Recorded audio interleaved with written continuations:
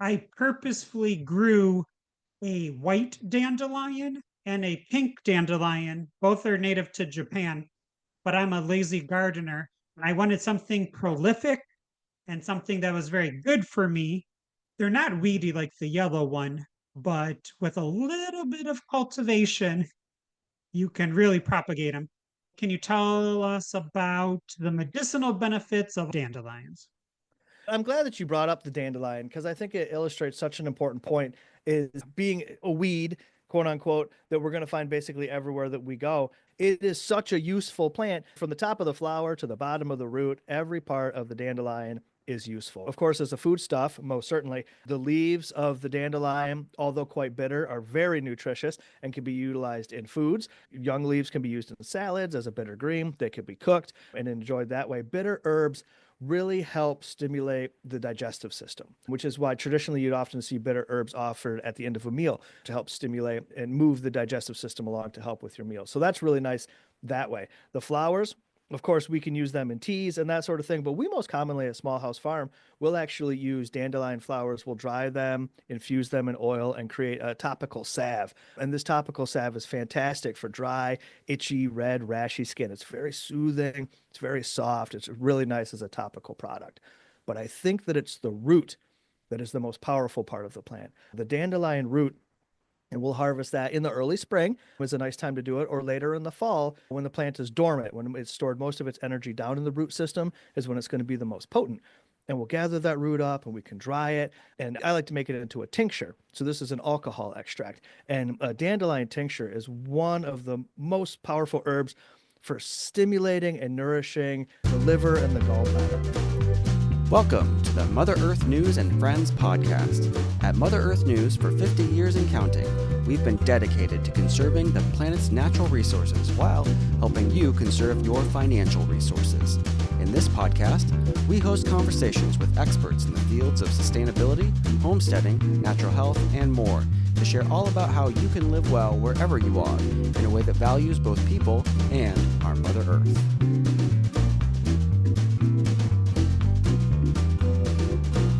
Good day, everyone. I am Kenny Coogan, and joining me on this episode of Mother Earth News and Friends is Bevin Cohen.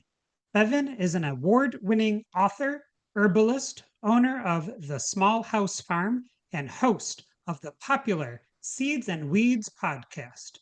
Bevin's newest book, Herbs in Every Season, 48 Edible and Medicinal Herbs for the Kitchen, Garden, and Apothecary, is available now. Welcome back to the podcast, Bevin. Hey, Kenny. It's good to see you, man. Thanks for having me.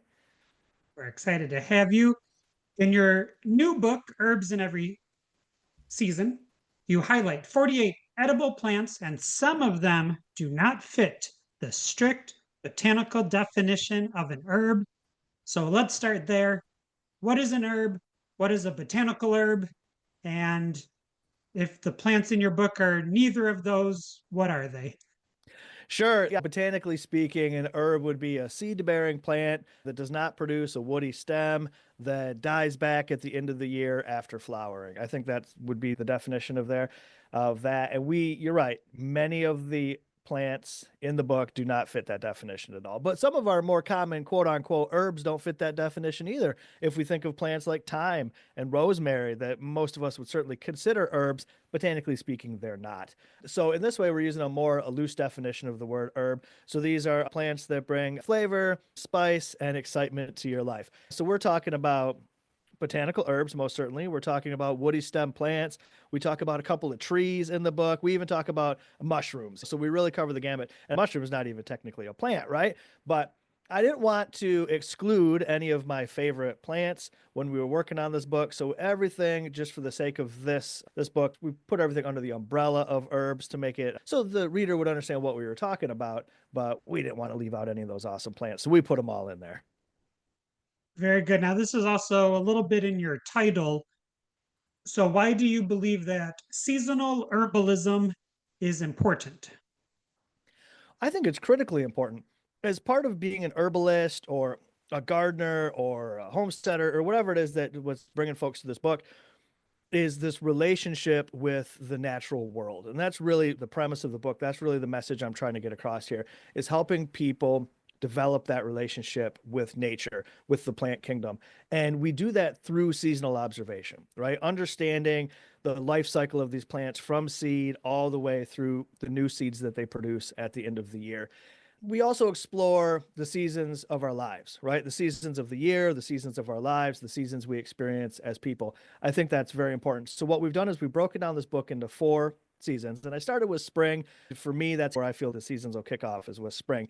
And we explore the herbs that are available to us in that season, but also the needs that we have as people throughout the seasons. And we can see that as our needs change throughout the year, the plants available to us also change, or the parts of the plants that we're looking for are going to change.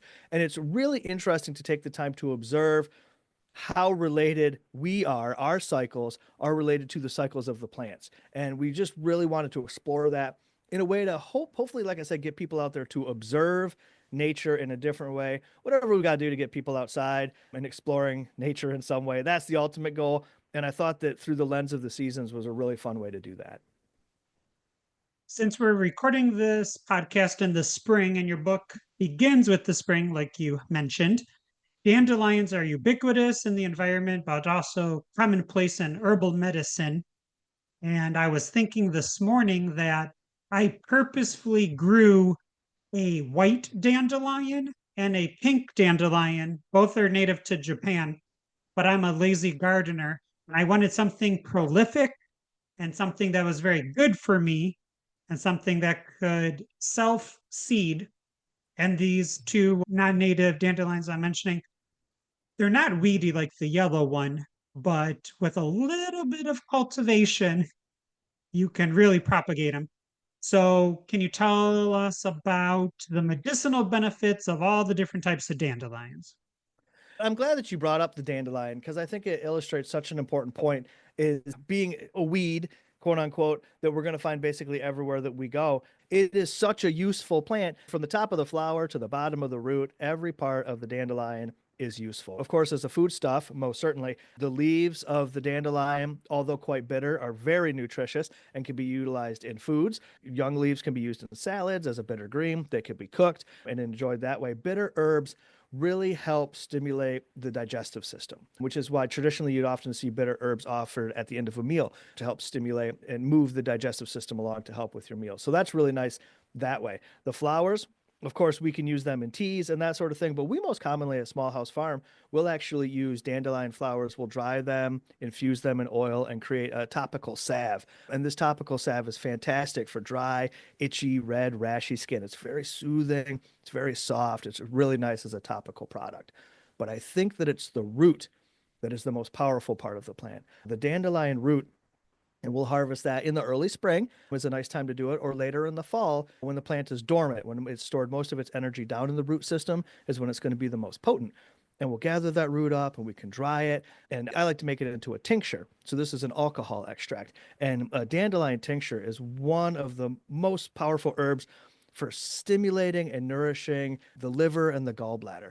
And those are the 2 organs that process many of the toxins that we encounter throughout the day. So this is a really wonderful way to take care of your body, right? Taking care of the organs that have to process all these toxins to strengthen them and nourish them is overall going to help all of our systems function better. So it's a very powerful herb. But you can also just roast the dandelion roots in the oven, toast them up a little bit, and make a really nice coffee alternative. We have some recipes in the book where we've taken some toasted roots and made variations of a chai tea. Very tasty, really enjoyable. So we really try to cover the fact that these herbs are medicinal, but they also have many culinary applications as well. We really want to utilize all of the parts of the plants for so many different things. I rented a camper van and I traveled around Iceland for 10 or 12 days many years ago, and we had to bring our own food. And they had the largest dandelions I have ever seen. The greens, each leaf was probably 12 inches or larger. And we would make sandwiches and then we would harvest the dandelion greens and just add them to our store-bought sandwiches. That sounds delicious. Absolutely. That's a great way to use the plant. And that's very simple. It doesn't even take a lot of preparation. Just gather up the leaves, wash them if they need it, and they're ready to go. So each herb section in your book is further separated with headings like for the apothecary, in the kitchen, and growing and gathering. And there's a fine line between what designates a foodstuff for the apothecary versus the kitchen use, which you alluded to. So, where does one or where do you find evidence that some of these herbs are medicinal compared to just edible? Are you basing this off of indigenous cultures? Is it modern day scientists? I'm assuming some other cultures blur the line even more than what we think of as what we're ingesting is actually medicine and not just food. Well, sure. So I think that there's a couple of answers here. We can unpack a lot of different stuff, Kenny. So first off, let's talk about food as medicine, right? I think that's an important thing to consider. When Timber Press approached me about writing this book, they originally wanted me to write a strictly herbal medicinal. That's what they were looking for. Let's get a book together about medicinal herbs and the way that we can use them. And that's great, but I've already written a book like that, right? The Artisan Herbalist. So I thought, let's explore this a little bit deeper. As a person whose life is filled with herbs, herbs are a big part of my everyday life. I don't separate these two things. I don't separate culinary herbs and medicinal herbs. In reality, both of those things are happening in my day-to-day life, right? I'm eating herbs and I'm making medicine from these herbs. So I really wanted to lean into that book was to understand, to help the reader understand that to live an herbal life, to live a life abundant of herbs, is to do both, is to enjoy it in the kitchen and to enjoy it in the apothecary. Now, I think that if we were trying to define the difference between these two things, I think simply herbs in the apothecary, medicinal preparations are going to be more potent. They're going to involve more herbs in the recipes. They're going to be more potent extracts, and they're going to be utilized in different dosages because of the medicinal qualities. Whereas if we're using herbs from a culinary standpoint, we're probably just doing it for the flavor enhancing, and we're going to be using less of the plants. Now, to get to your part of the question about the evidence of how herbs are medicinal, there's a ton of evidence available to us. We could look at indigenous uses. Indigenous populations here in North America and in everywhere else in the world have utilized plants as food and medicine for thousands of years. And they did that not necessarily through scientific experimentation, but just through trial and error, perhaps. But what we know is that for thousands of years, people have utilized plants for very specific things, and they've done it successfully. So we can look at that as an example to guide us through our herbal journey. But there is an incredible amount of scientific literature available to us as now we've gotten into these plants and we found the different compounds and constituents that are available in each one of these plants, and we understand how the body reacts to them. So there's a lot of science behind that as well. What we find is that the scientific community is really just catching up to indigenous knowledge. They're quote unquote now we'll say proving what indigenous people have known for a very long time about why these plants work for these certain things. A great example, of course, that I like to use is wintergreen leaf. Wintergreen leaf, indigenous people of North America utilized for pain relief for, again, possibly thousands of years. But science now has gotten in there to see, oh, there's a compound in the wintergreen leaf called methyl salicylate, which is very similar to the compound that we use to make aspirin. So the science proves that this indigenous use is true and it works. And there's also, of course, the anecdotal evidence that we can find. You eat too much spicy food, you go to an Indian restaurant, you overindulge, you eat too much spicy food. On your way out, you'll see there's a little dish of fennel seeds, right? That was me on Monday. Yeah, and you eat some of those fennel seeds, and I'm telling you what, it helps with the indigestion that comes. That's why that they're there. So even just using the herbs and saying, oh, this worked for me as well. It worked for indigenous people for 1,000 years. Scientists say it's going to work. I tried it. It worked for me. So that's the beauty of herbs, is it's a universal truth wherever we find ourselves in the timeline. People have been using these plants for these same things for so long. I think I've heard somebody once say, what do doctors call traditional ancient herbal medicine? They call it medicine, because if it works, then it's medicine. Exactly right. You got it. So in your book, like we mentioned, 4 chapters based off of each of the seasons, and then each season has 12 herbs, and that is how you get to the number 48. And we're going to be sticking with spring just for a little bit longer.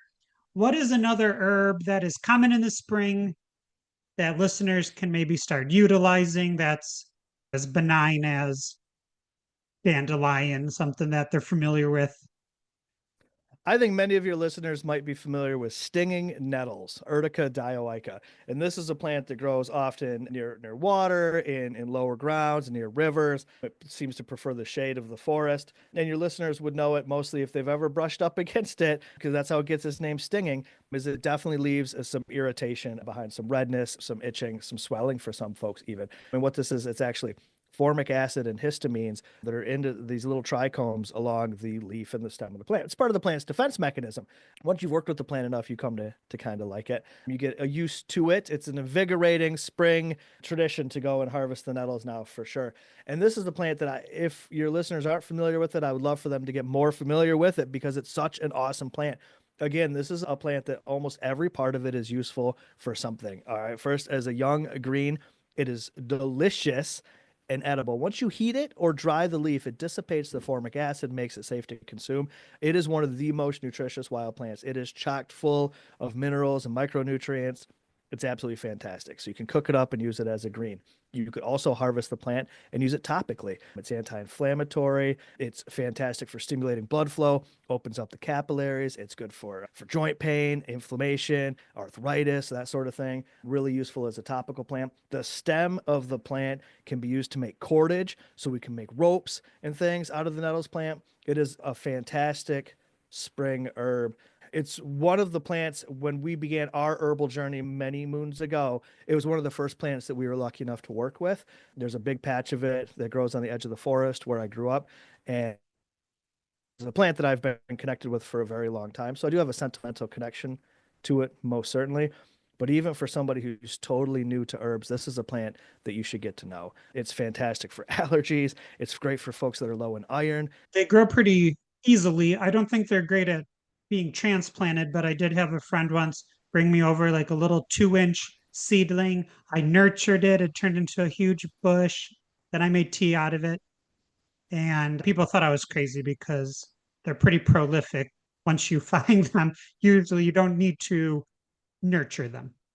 No, they will get going. They will spread on their own. We actually brought in some straw from a farmer down the way to mulch in our garden, and it had a little bit of nettles in it, apparently. And it was quite a battle to get it out of the garden for sure. So, summer is also approaching, and we're about to experience the long days and big rewards in the season of abundance, as you write in your book. What are one or two of your favorite herbs that you can find during the summertime and grow and gather them and use them? I've got a couple here that I think would be great choices. Of course, plantain would be the first. And plantain is an herb that I would assume your listeners are quite familiar with. It is, again, yard weed that is absolutely everywhere. It's such a hardy plant. You'll find it growing through the cracks in the sidewalks. It's all over the place. But it's anti-inflammatory. So most people know it. You can chew up the plantain leaf and you can put it on bug bites and that sort of thing, bee stings, and it helps with the swelling and itching and pain associated with that.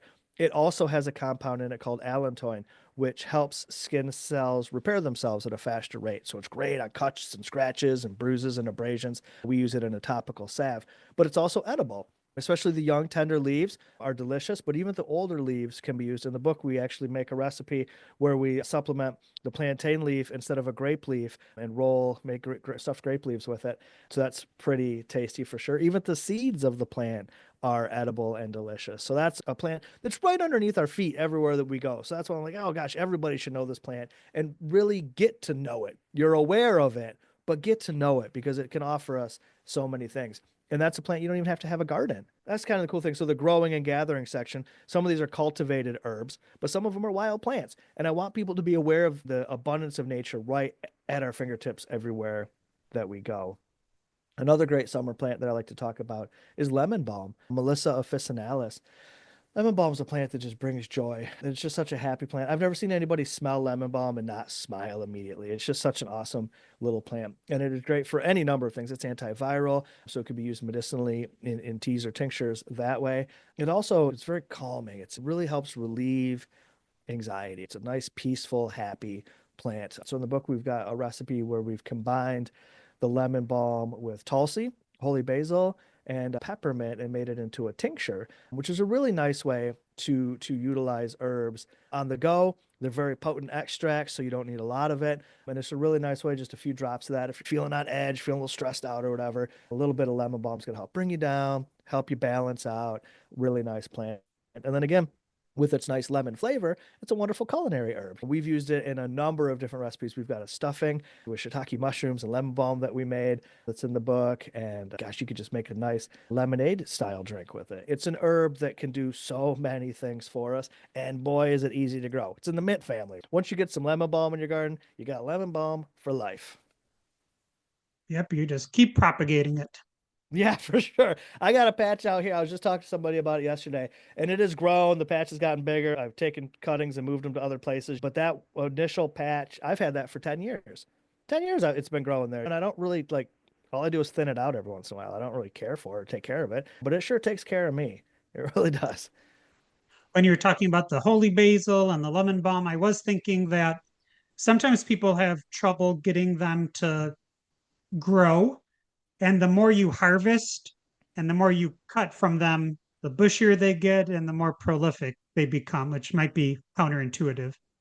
You could even think about it like the more you shave, the thicker your beard's going to get or whatever it might be. It's the same thing. You're right. The more you cut these plants, the more you work with them, they will continue to grow and branch and get bushier. So yeah, and sometimes for somebody that may be new to harvesting herbs or whatever, you might be anxious about that and you're like, oh, let it grow or whatever. But no, get in there and chop some out of it and get a chance to work with the plant, get to know it, and then see how it reacts to you harvesting it. 9 times out of 10, it's going to react positively. It really does enjoy that. So don't ever be afraid. That's another thing I try to touch on in the book quite often is herbs are so forgiving. They're so perfect for beginner gardeners or anything. Just get in there and try it and do it. Don't be afraid to make mistakes.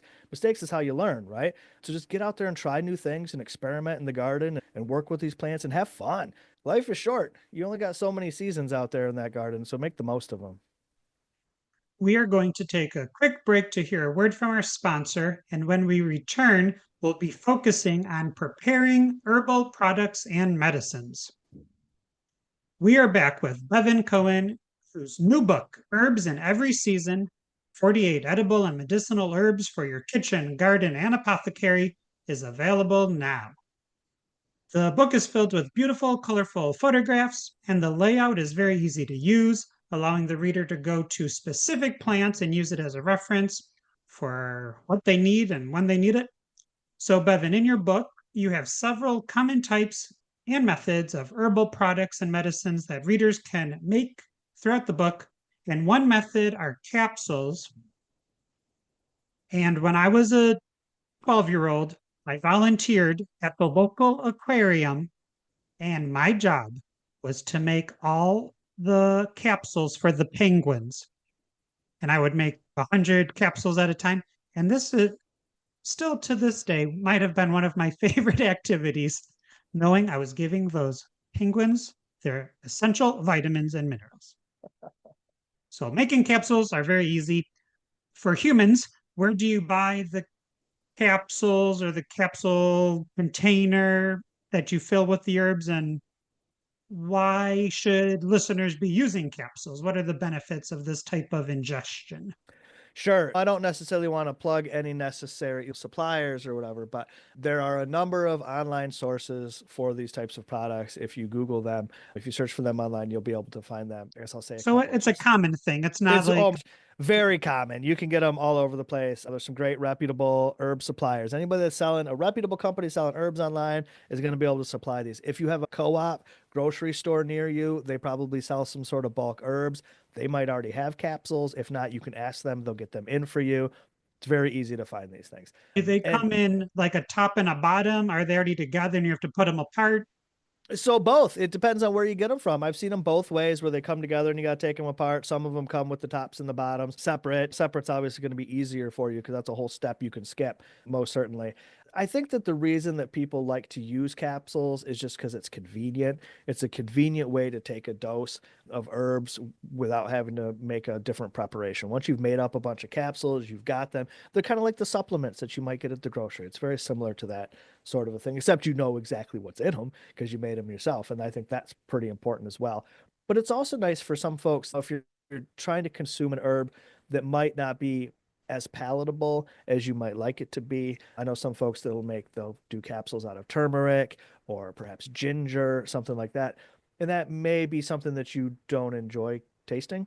So you can take the capsule, and then you don't really get that flavor. So that's a nice convenience there as well. A lot of folks will do echinacea root. I've seen valerian root utilized this way. And anyone that's worked with valerian root, to be polite for your listeners, it's like old feet is kind of what it tastes like and smells like. So it's not like delicious. So it's a great way to utilize these herbs that are less palatable to get them down and take them that way. So capsules is something I really try to talk about, all these different vehicles, these different methods to work with the plants to be as inclusive as possible so that there's something for everybody out there, right? So whatever's going to work for you, we touch on it in the book just to make the information more accessible. Another method is distillation. Can you tell the listeners what does that mean and involve? Now, steam distillation, that's how we're going to be making essential oils, and then also hydrosols. Hydrosols is the second product that comes from steam distillation. So this involves a bit of equipment. So sometimes there's an investment involved if you want to make your own. Most certainly it's a copper kettle so the water's in the bottom of the kettle, then there's a mesh screen, and then the herb goes on top of that. So then it's boiled, and the steam goes through the herb and up and around, and then it goes through a condenser. It's cooled, right, to recondense it. And what this does is it separates the essential oil itself from the rest of the product. And it can take quite a bit of a usable amount of essential oil. It takes quite a bit, and it's going to vary from one plant to the next. They're all very different, but it does take quite a bit of plant material to make the essential oil. But the other product that's made, which is the hydrosol, so once the oil is separated from the liquid, the remaining liquid is called the hydrosol. And that's useful for any number of things. It's ingestible, so we can use them internally. They're topical, so we can incorporate them into lotions and other topical products that we want to make. It's a really fun way to really get into the essence of a plant. But there is that upfront cost of getting the still to do it. But I recommend to folks, sometimes if you have a little bit of a community of folks that are working together, everybody could chip in and get a nice sized kettle, but then you can all share it and work together. And that's a fun way to work with plants too. I I own a carnivorous plant nursery, and carnivorous plants require rainwater, distilled water, or reverse osmosis water. And all of the customers always ask me if they can just take a bucket of water and let it sit out overnight. And I say, no, that's like dechlorinating it. That's not distilled water. And then I have to explain to them the whole, when you buy a jug of distilled water, what that process looks like. It's the collection of the steam. So there's no salts or minerals or other chemicals in the water. Right. And that's a cool point to make, because if you have the still to make these distillations from herbs, you could also make your own distilled water right there. So that's a really cool use for the equipment as well. There are a few ways to extract herbs for practical purposes. What are some of the more common ways to make more potent medicinals out of herbs? So the three big ones would be teas, tinctures, and oils. And those are all going to utilize different forms of extraction. So with the tea, it's a water extraction. And I'm sure your listeners are all familiar with the tea, of course. But to make a medicinal tea, often we're going to make a water infusion. So instead of just allowing a small amount of herb to steep in water for a short amount of time, like when we make a cup of tea, we're going to use a larger quantity of herbs and allow it to steep for a longer amount of time, right? So it becomes a more potent water extraction. So in this situation, we're extracting the water-soluble chemicals from the plant material. Whereas with the tincture, which I touched on a little bit earlier, this is an alcohol extraction. You're going to use usually somewhere between 80 to 100 proof, whichever one you have available to you. 100 proof is fantastic for all sorts of plants, right? So 100 proof if you've got it, but 80 proof will certainly work. Alcohol extractions. And these are very potent medicinals. Some things are water soluble and some things are fat soluble, like when we infuse our herbs in oil, but almost everything in a plant is alcohol soluble. So these are very potent. So the dosages for tinctures are often measured by the drop, right? 10 drops, 15 drops, quarter teaspoon is quite a bit. These are very strong medicines. And then the oils that I talked about, these are fat extractions. And these is if we're going to make, say, a massage oil or a salve or a lotion or whatever, the first step here is going to be infusing the herbs in oil. And that could take, if we're going to do it the traditional method, it could take 6 to 8 weeks of allowing the herbs to sit in this oil. So the fat soluble chemicals are then extracted from the plant material and held in the oil. And you'll be able to tell that you've got a good extraction with any of these methods because the color of the medium is going to change. The aromas are going to change. Like a tea isn't obvious. You pour hot water on a tea bag, it's almost instantaneous. You get to see the colors in the water start to happen. You can smell the herbs. This will happen with our other forms of extraction as well, which is how we know that we've properly extracted the chemical constituents from the plant material, and they're suspended in our solvent. In herbalism, we call it a menstruum, but it's simply a solvent that holds the medicine from those plants. You conclude your book by writing, one of the wonderful side effects of working with herbs from a seasonal point of view is gaining greater awareness of the cyclical nature of everything around us. Can you explain that phrase or that concept a little bit more? I think that ultimately my goal, and not just with this book, but with everything that I teach, other books that I've written, ultimately I want folks to slow down their lives a little bit and observe the wonders of the natural world. That's really my purpose in all these books that I write and these workshops that I give and that sort of thing. And if we can slow ourselves down enough to see the cyclical nature of plants, what a wonderful world we live in, Kenny. To see these young seeds burst open and these plants, these young sprouts, and how they grow and they flower and they produce seeds. There's something really special about that. And there's so many benefits to not only developing this relationship with these individual plants, but slowing down the pace of our life a little bit in order to do. There's a lot of benefits to that. This book was many years in the making. And one of the greatest, the most exciting parts of it for me was forcing myself to slow down, to observe these plants through the cycle of their life, through the seasons, and to see how the world around us changes. The plants change, we change, the soil changes, everything changes cyclically through the seasons. Life and death being so intertwined. So there's something philosophical about that, I think, as well. But from an herbalism point of view, all herbalism is relationships. It's a relationship with yourself. It's a relationship with the plants around you and the people in your community. And we can't accomplish that if we don't take the time to get to know the plants throughout their entire life. So that's the ultimate goal here, is go in the garden and sit down and just observe all of the wonderful things that are happening out there. I feel my blood pressure lowering already. Yeah, awesome. Awesome. Mission accomplished. Thank you, Bevin, for the great conversation today about using herbs in every season. You can learn more about Bevin's work at bevincohen.com. Thank you, Kenny. Thanks for joining us for this episode of Mother Earth News and Friends. To listen to more podcasts and get connected on our social media, visit www.motherearthnews.com/podcast. You can also email us at podcast@ogdenpub.com with any questions or suggestions. Our podcast production team includes Kenny Coogan, Alyssa Warner, and myself, Josh Wilder. Music for this episode is the song Hustle by Kevin MacLeod. The Mother Earth News and Friends podcast is a production of Ogden Publications. Until next time, don't forget to love your mother.